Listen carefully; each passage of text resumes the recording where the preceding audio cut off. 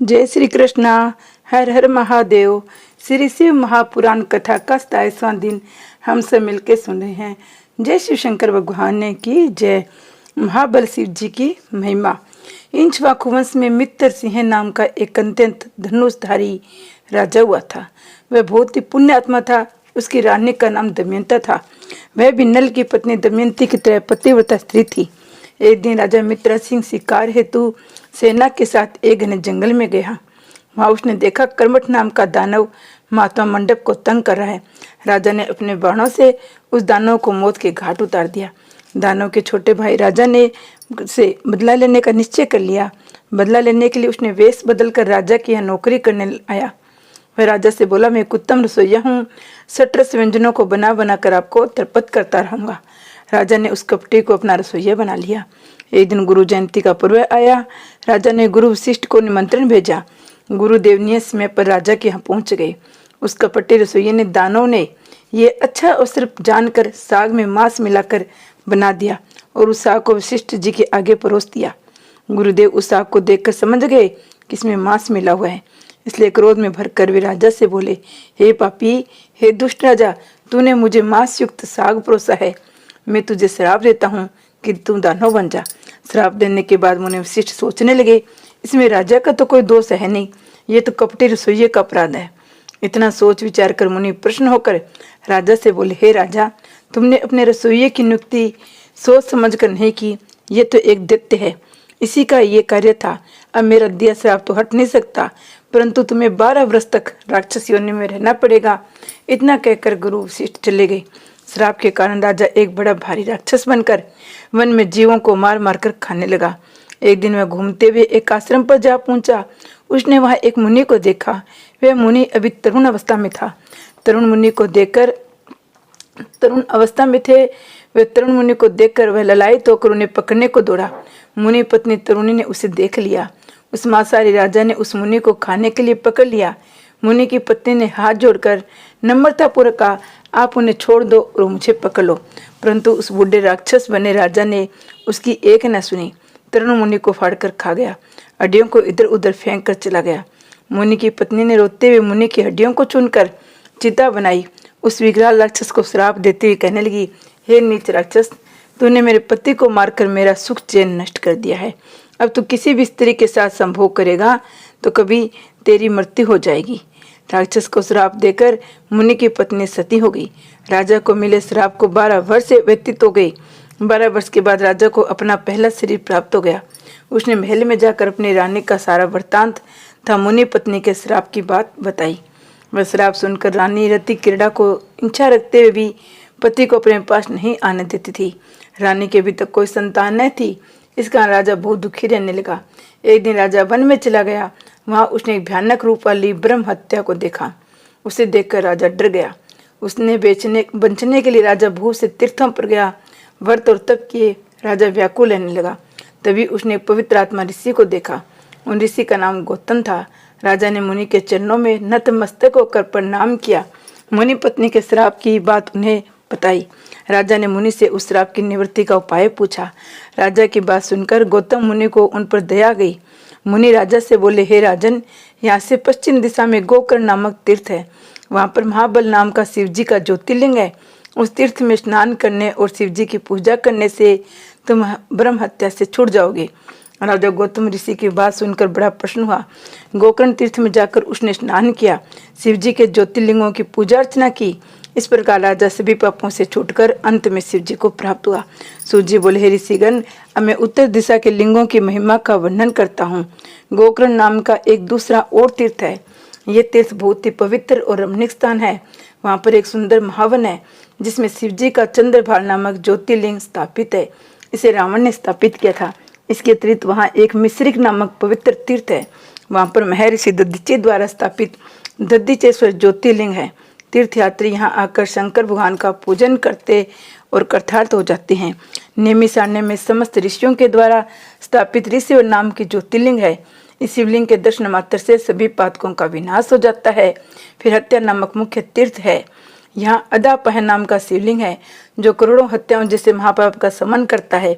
देव प्रयाग से सभी पापों के नाशक ललितेश्वर शिव जी की ज्योतिर्लिंग है। नेपाल में सब तरह के मनोरथ को पूर्ण करने वाला, केवल अपने सिर का ही दर्शन देने वाला पशुपतिनाथ नाम का ज्योतिर्लिंग स्थापित है। लिंग रूप का कारण प्राचीन काल की बात है। दारुक नामक एक वन था। उस वन के समीप शंकर जी का एक शिवालय था। वहां पर तीनों में एक शिव भगत ऋषि शिव जी का पूजन किया करते थे, स्तोत्रों द्वारा नित्य पाठ किया करते थे।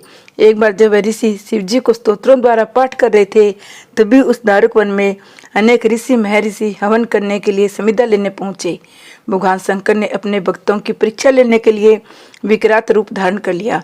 वे दिगंबर होकर कामी पुरुषों की तरह हाथ में लिंग को पकड़े वहां पहुंचे।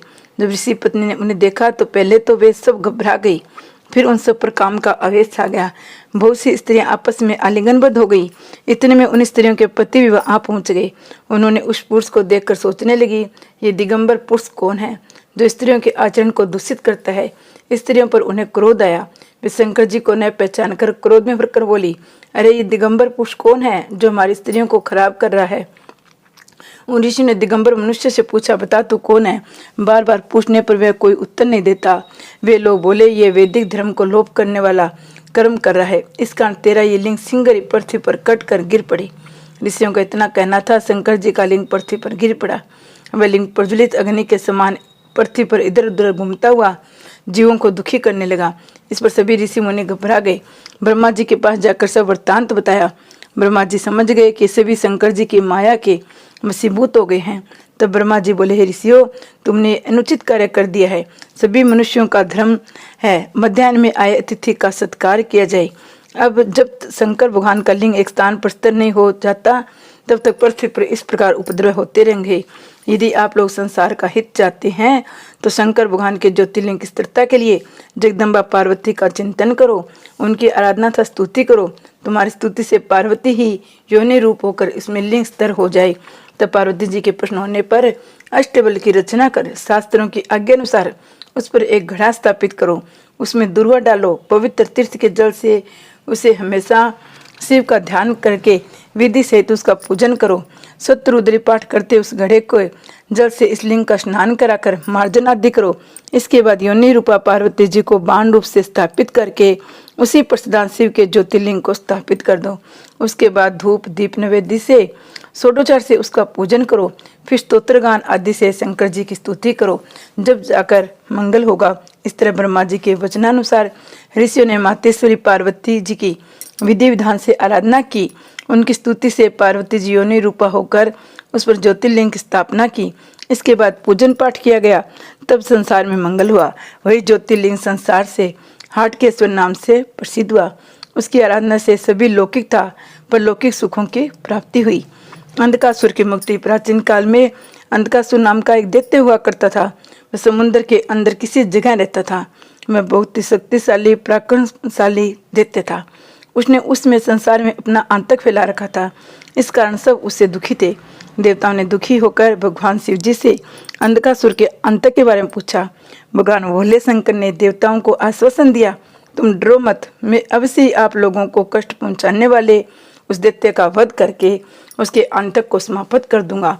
देवताओं, तुम सभी अपने सेनाएं लेकर आगे आगे चलो, तुम्हारे पीछे मैं रहूंगा। ये सुनकर सभी देवता अपनी सेनाओं को सजाकर चल पड़े। देवताओं को सेना सहित आगमन सुनकर दैत्य भी अपने वास स्थान समुद्र से बाहर निकल आए। वे देवताओं के साथ युद्ध करने लगे। युद्ध से पीड़ित होकर वह दैत्य अपने निवास स्थान समुद्र में जा छिपा। ये देखकर भगवान भोले शंकर ने समुद्र के अंदर छिपे दैत्य पर त्रिशूल से वार किया। त्रिशूल के लगते दैत्य झटपटाने लगा। अब शिव जी से हाथ जोड़कर प्रार्थना करने लगा, हे भगवान, मैंने सुना है आपके हाथों मरने वाले को आप शिव रूप बना देते हैं। मैंने अपने अंतिम समय में आपके दर्शन कर लिए हैं। आप मेरा भी उद्धार करने की कृपा करें। आप मुझे अपने गणों में स्थान देने की कृपा करें। उसकी विनती सुनकर भगवान भोलेनाथ उससे प्रसन्न हो गए और उसे वर मांगने को कहा। दानव बोले, प्रभु, यदि वास्तव में आप मुझ पर प्रसन्न हो तो मुझे आप अपनी अविचल भक्ति प्रदान करें। दूसरा ये वर दे कि आपका इसी स्थान पर अविचल निवास रहे। शिव जी ने उसे अपनी अविचल भक्ति प्रदान की। ज्योतिर्लिंग के रूप में वहां स्थित हो गए। बटुक पूजा की कथा। प्राचीन काल में दधीची नाम के एक महान ऋषि हुए थे। वे बहुत ही धर्मात्मा, वेदों के ज्ञाता, शिव जी के भक्त थे। उनके एक पुत्र हुआ था, उसका नाम उन्होंने सुदर्शन रखा। वह भी अपने पिता दधीची की तरह सर्वगुण संपन्न था, परंतु उसकी पत्नी जिसका नाम टकुला था ऊंच कुल से संबंधित नहीं थी। टुकला ने अपने पति को अपने अधीन कर लिया था। उसके 4 पुत्र उत्पन्न हुए। एक दिन महर्षि दधीची को अपने जाति वालों से मिलने के लिए किसी गांव में जाना था। उन्होंने अपने पुत्र सुदर्शन से कहा, मुझे एक आवश्यक कार्य से जाना होगा, इसलिए तुम शिव जी का पूजन करो। इस प्रकार सुदर्शन को आदेश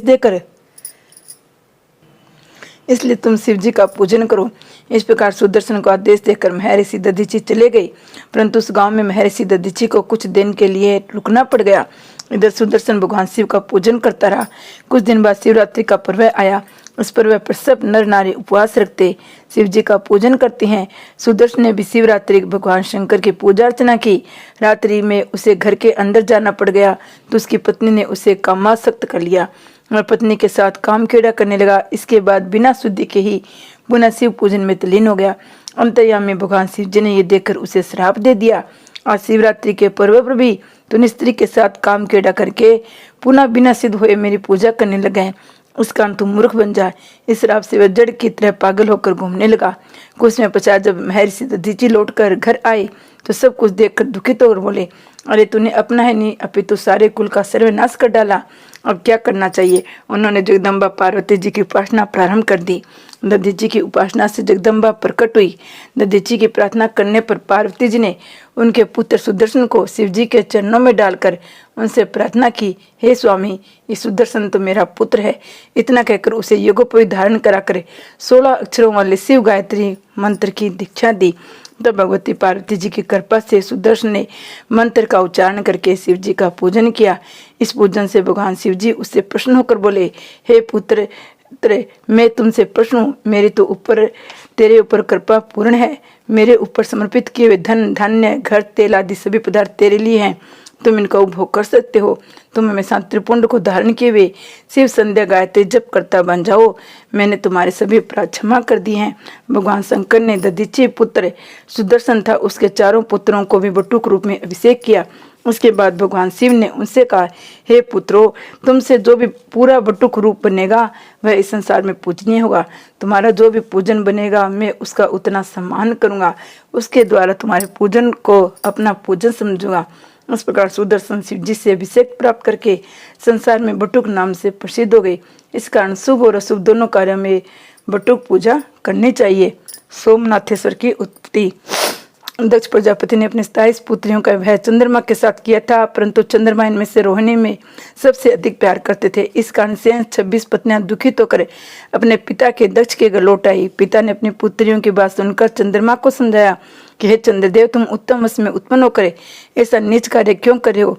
किसी के साथ विषमता न बरत कर समता का व्यवहार करो। एक के साथ प्रेम और दूसरे के साथ प्रेम न करने पर मनुष्य को नरक प्राप्त होता है।